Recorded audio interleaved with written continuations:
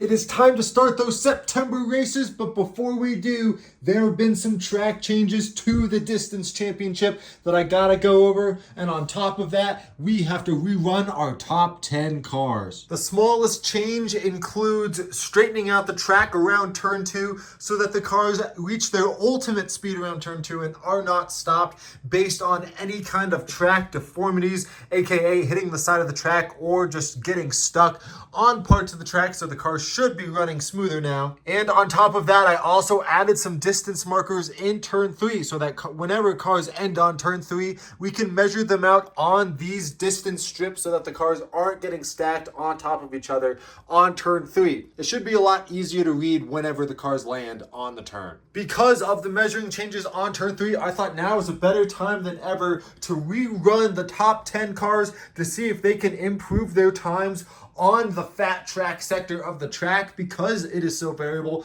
these cars have the opportunity to make their time better, or they will have a worse time than they already had. Regardless, the top 10 are going to re-rack to see where they end off on the track. Let's go ahead and start with our 10th fastest car, the Lamborghini Aventador. Let's see what this Aventador can do around turn 2, holding its speed well. Can it improve its distance? It doesn't really look like it. The Aventador is going to finish just at the 42-foot mark. Let's see what the other cars can do. Also, the Aventador is going to run at 203 miles per hour scale speed. Next, the 9th seed is the Ferrari 458 Italia. I love this casting, and it's super quick. Let's see where it ends off on the track. Around turn 3 is going to make it onto the straightaway. A definite improvement for the 458. It's going to end off just in front of the 47-foot mark. Pretty good run. 208 scale speed. Our 8th fastest seed is Mario. Let's see what this Mario Kart car can do on his rerun. Staying on all 4 wheels. Around turn 3, he's going to pass the Ferrari 458. Definitely improve his time over 48 feet. This is definitely going to mix up the rankings. That's a very good run to beat from Mario. The 7th seed is the BMW M3 GT2. This M3 was a shocker in its video. Let's see what it's able to do. Speed-wise, it's going to end off around turn 3, almost to the 44-foot mark. Improvement, I believe, for this BMW. With that run, he's going to be placed around the middle, right before the 44-foot mark. Pretty good run, and he's not going to clock in a very good speed because it's not very accurate. 1,208. Next up, we've got the Audi RS5.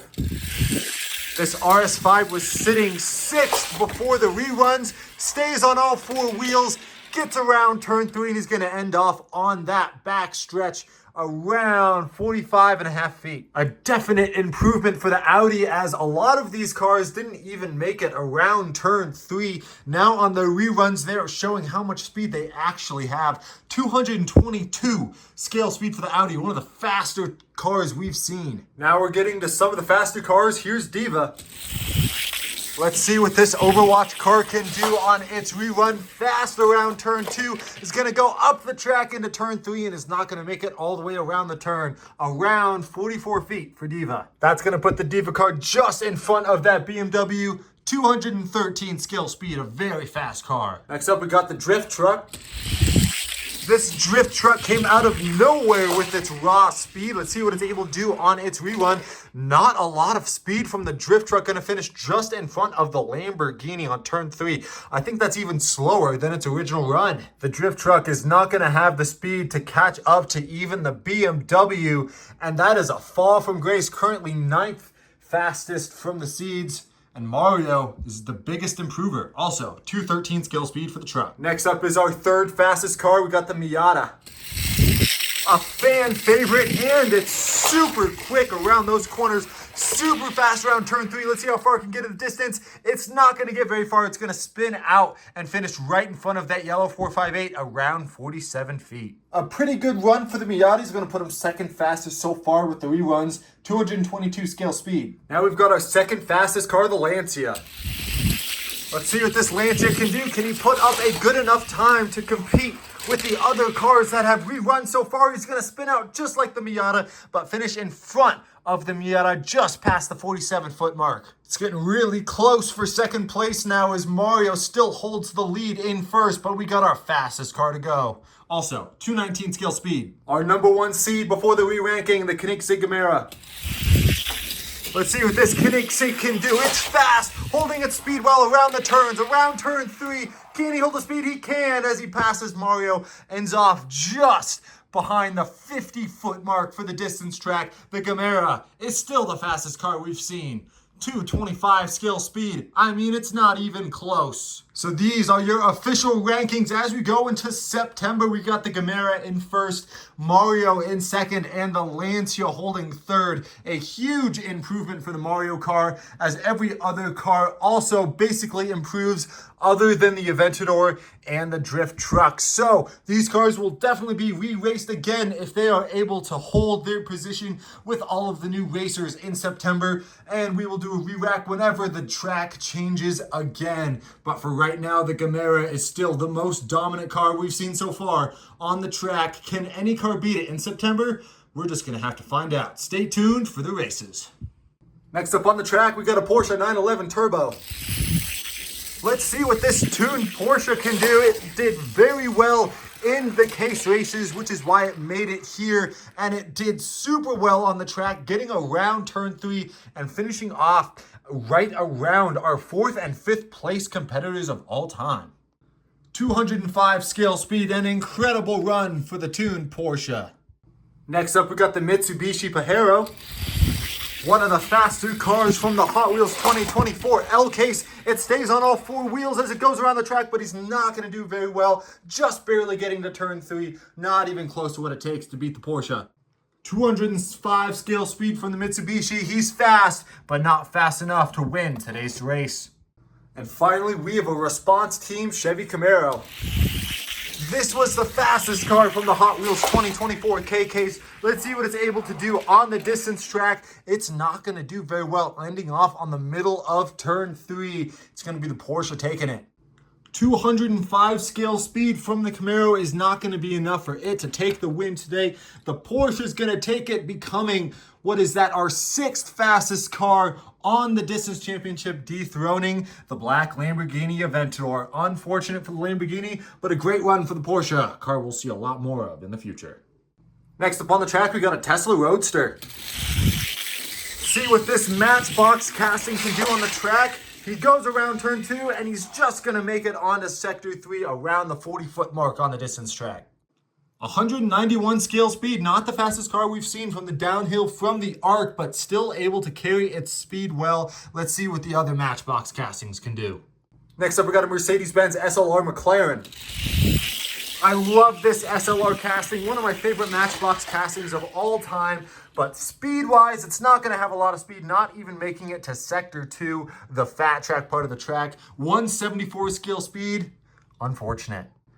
The Mercedes is a beautiful looking car, however, doesn't have the speed it takes to beat the Tesla. We got one more Matchbox to go. And finally, we got the Matchbox Bugatti Divo. Let's see what this Divo can do. Does he have the speed it takes? Goes around turn 2, passes the SLR, but it's not going to be enough. Just barely making it to Sector 3. He's not going to be able to beat the Tesla Roadster. A slow run for the Matchbox Divo, but in my book, one of the best looking cars we've had so far on this track. The Divo is going to pull up a second, and the Tesla Roadster is going to win for the Matchbox matchup today. Next up, we got a Dodge Charger Daytona.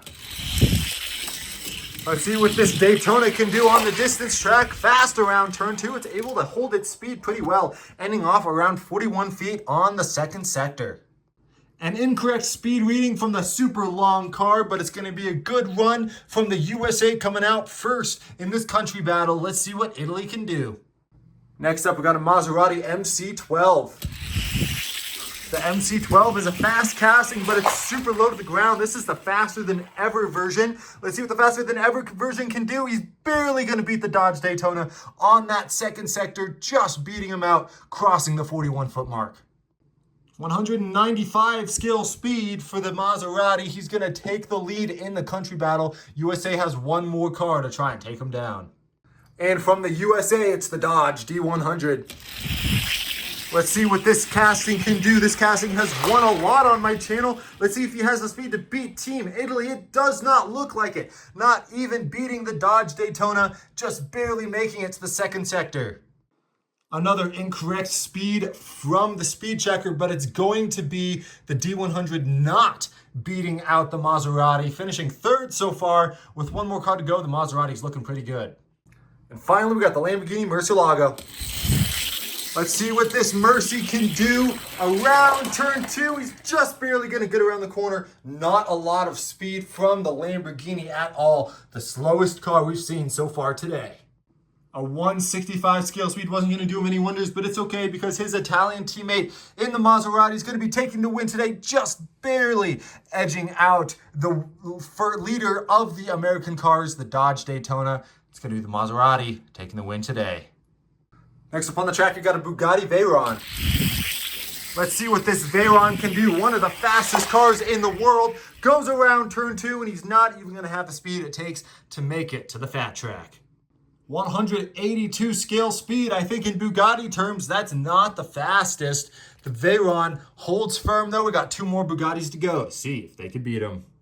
Next up, we got the Bugatti EB110. This is a fast Hot Wheels casting. It goes fast around the arc. Fast around turn 2, he's going to pass the Veyron and make it to turn 3. A great run for the Bugatti. Not quite breaking 200 miles per hour on the scale speed, but it's going to be enough to take the lead in the Bugatti battle, beating out the Veyron with 1 more car to go. And finally, we got the blue Bugatti Chiron.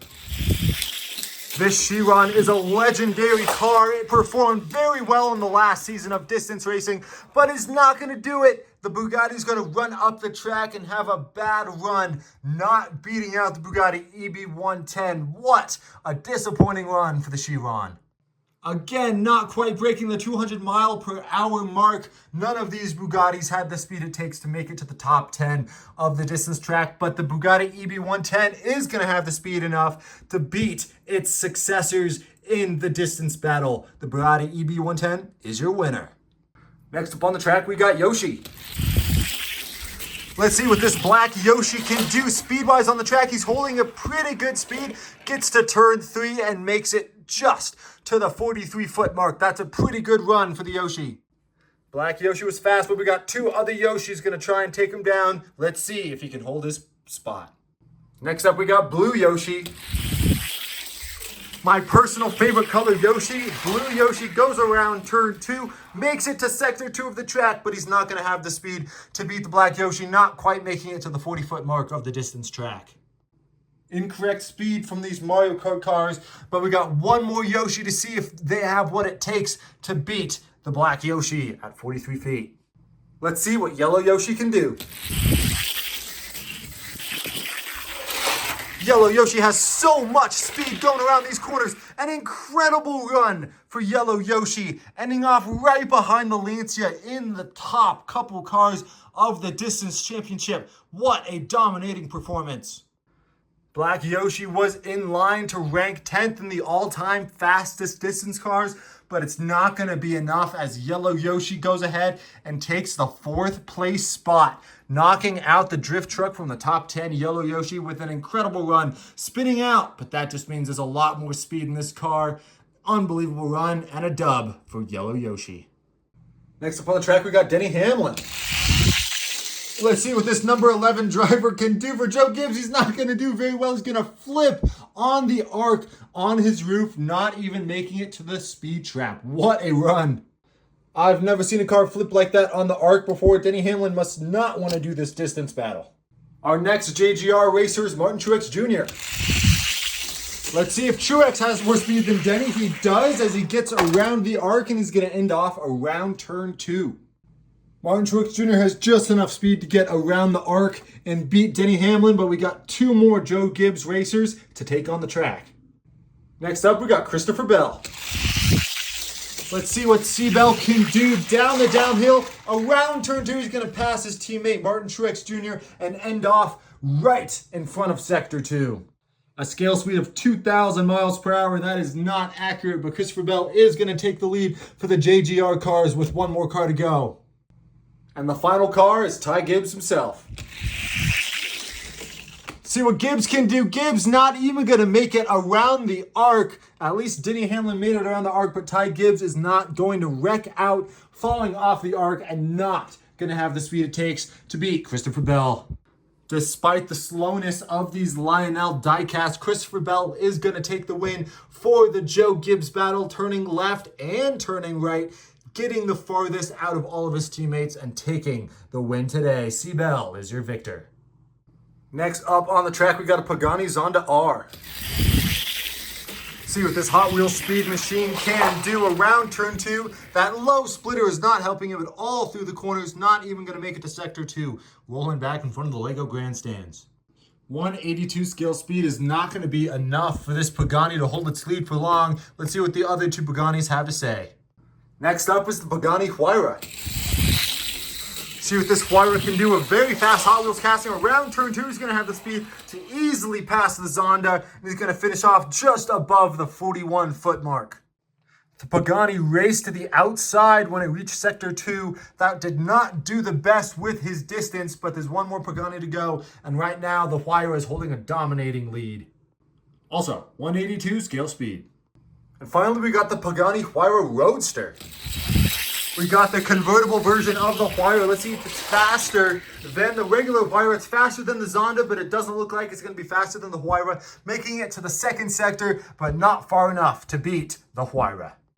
186 scale speed. The Huayra the Huayra Roadster is not going to be able to beat the normal Huayra, and the normal Huayra is going to be your Pagani winner today. Man, that was a tongue twister race, let me tell you. Next up, we got a Toyota Supra. Let's see what this Supra can do. The Supra's looking fast. It carries a lot of speed around turn 2, gets onto the fat track, onto turn 3. A very good run for the Toyota.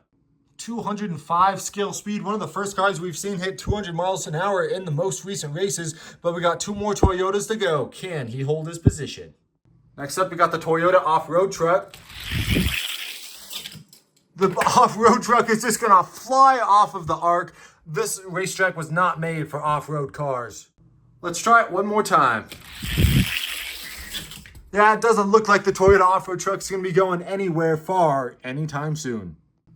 Can the Toyota van dethrone the Supra? See what speed this van has. The van doesn't have a lot of speed either. Ending off on the arc, I don't think we're even going to give him a second run. That was an easy dub for the Toyota Supra, being the obvious fastest Toyota out of the 2 matchups, with the van and the Baja not even making it around the arc. Wow. There you go. Supra, the uncontested winner today. Next up on the track, we got a Nissan 350Z. See what this Nissan can do. It's fast around the arc. The car sounds super smooth going down the track. Ends off on sector 3. Is going to end off around here just above the 41-foot mark. 193 scale speed. A really good run for a car that didn't quite break 200 scale miles per hour. Let's see what its competitors can do. Next up, we got a Ford Shelby GT500 Super Snake. Let's see what this Super Snake can do. We don't get a lot of Shelbys on this distance track. Let's see if he can show up. He does. The Shelby's just barely going to beat the Nissan as he finishes just behind the 42-foot mark. What a close battle. 193 scale speed for the Mustang with 1 car to go. It's looking pretty good for the American muscle. And finally, we got the Honda Civic Type R. This is a Matchbox casting for the 2008 Honda Civic. Doesn't have the speed it takes to beat the Mustang. He's slowing down before sector 2, and it's not going to be enough speed. He ends off around 40 feet, where the Mustang wins just behind 42. The Honda just did not have all of the speed it takes. 182 scale speed, not a run to be disappointed of for the Honda, but it is going to be a 3rd place. 2nd place given to the Nissan, and 1st place is going to be this Mustang GT500 Super Snake, taking the street car battle today. Next up is the Porsche 911 GT3. See what this GT3 can do. Not so fast around the arc and not carrying its speed well in the straights. Not getting to sector 2 of the track. The Porsche putting in a mediocre performance. 178 scale speed. That is an easy time to beat for this Porsche's competitors. Let's see where he'll end up. Next up, we got the McLaren Elva. See what this Elva can do. Does it have more speed than the Porsche? It looks like it down the straight. He's just barely going to pass the Porsche, not quite getting the sector 2, but enough speed to pass the Porsche. 180 scale speed for the Elva. That's pretty good, but is it going to be faster than the other supercars racing behind him? Let's find out. The next supercar for the matchup is the Ferrari 458. We've had a 458 race on this track already, but this one is a faster than ever version with those fast wheels. Look at this run. He's going to pass the Koenigsegg on the straight as our fastest car so far on the distance track. An incredible run for the 458. 222 scale speed is easily going to beat the 458's competitors in the McLaren and the Porsche, but it's also going to dominate the fastest car we've seen so far on the track. The Ferrari 458 takes the lead at over 51 feet. And finally, we got the Automobili Battista. That is one hell of a run from the Ferrari for this car to beat. As you can see, it doesn't even have the speed to beat the Porsche, ending off 178 scale speed. Not fast enough to beat this Ferrari. The Ferrari 458 with those faster than ever wheels is going to take the win today and be the fastest car you've seen so far on the track, beating out the Koenigsegg Camaro and knocking out the BMW M3 GT2 from the top 10. What a run.